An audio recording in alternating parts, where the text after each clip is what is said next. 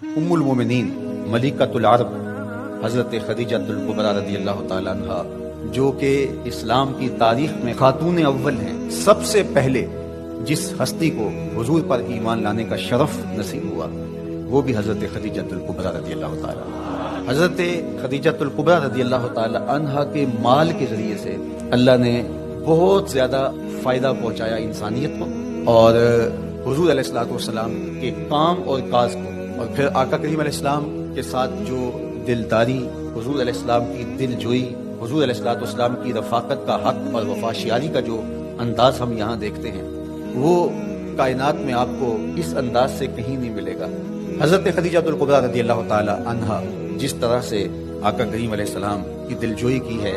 हुजूर अलैहिस्सलाम के लिए अपना सब कुछ कुर्बान किया, और हर मुश्किल से मुश्किल मामले में हुजूर के साथ इस तरह खड़ी हुई कि हुजूर का बोझ उन्होंने अपने कंधों पे लिया।